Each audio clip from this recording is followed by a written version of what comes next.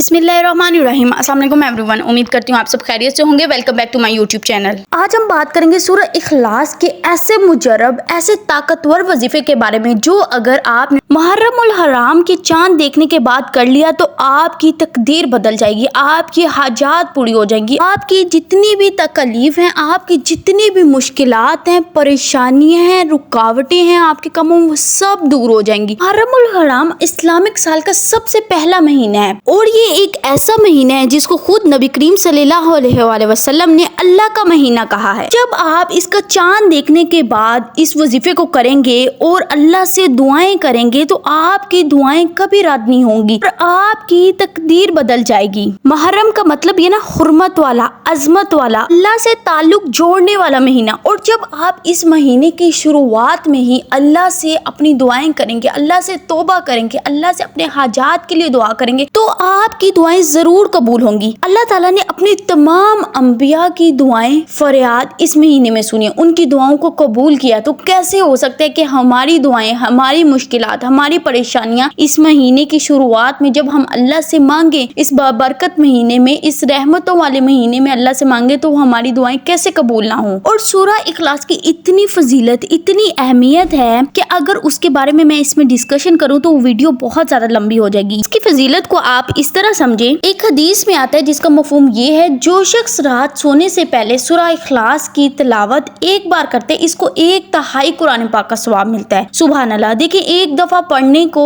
1/3 कुरान पाक का सवाब। ये सूरह खुद नबी करीम सल्लल्लाहु अलैहि वसल्लम को इस कदर पसंद थी कि वो इसके दिन में कई बार तिलावत करते थे। और अगर आपने इस सूरह के वजीफे से ही अल्लाह के महीने का आगाज किया तो आपकी जिंदगी में इसकी कितनी बरकत होंगी और अल्लाह की जात आपके मामलात इस तरह सीधे कर देंगी कि आप हैरान होंगे। जब आप इस सूरह को पढ़ते हैं तो इसमें आप अल्लाह के तौहीद की गवाही दे रहे हैं। तो इस सूरह के जरिए जब आप अल्लाह से मांगेंगे, अल्लाह को पुकारेंगे तो कैसे हो सकता है कि अल्लाह की जात आपकी दुआएं कबूल ना करें। अब मैं आपको बताती हूँ कि आपने वजीफा करना कैसे है। आपने इस वजीफे को बावजू होकर पाक जगह पे बैठ के और किबला शरीफ मुंह करके पढ़ना है। आप इस वजीफे को चांद देखने के बाद रात में किसी भी पहर तन्हाई में बैठ के कर सकते हैं। आपने सबसे पहले करना है कि अव्वल आखिर 11 बार दुरूद इब्राहिमी पढ़ना है। फिर आपने दरमियान में 313 बार सूरह इखलास की तिलावत करनी है और हर बार आपने तसव्वुर करना है पढ़ते हुए तवज्जो के साथ कि अल्लाह की जात की रहमतें आपके ऊपर उतर रही हैं। और हर 10 बार सूरह इखलास पढ़ने के बाद आपने अपनी मकसद, अपनी हाजत के लिए दुआ करनी है और अल्लाह पर यकीन रख के करनी है कि मैं अल्लाह की जात से दुआएं मांग रहा हूँ तो अल्लाह की जात मेरी दुआएं जरूर कबूल करेंगी और मुझे मेरे हक में जो बेहतर है वो नवाजेंगी। तो आपने कोई भी अमल करना है, कोई भी वजीफा करना है, कुछ भी आप पढ़ रहे हो, आपको अल्लाह पर यकीन होना चाहिए, आपको तवक्कुल होना चाहिए कि वो जात मेरी दुआएं जरूर कबूल करेंगी। इंशाल्लाह इस वजीफे से आपकी सारी हाजतें पूरी होंगी, आपके रिस्क में बरकत होगी, आपके घर से बेबरकती खत्म हो जाएगी, शैतानी वसवसों का खात्मा होगा, दिल को सुकून मिलेगा और दुआओं की कबूलियत के लिए बहुत ही मुजर्रब वजीफा है ये। तो आपने इन लम्हात को, इस टाइम को, इस महीने की बरकत को समेटना है, इसको मिस नहीं करना। आपने अल्लाह से अपना ताल्लुक जोड़ना, अल्लाह से अपना कनेक्शन जोड़ना है और अल्लाह से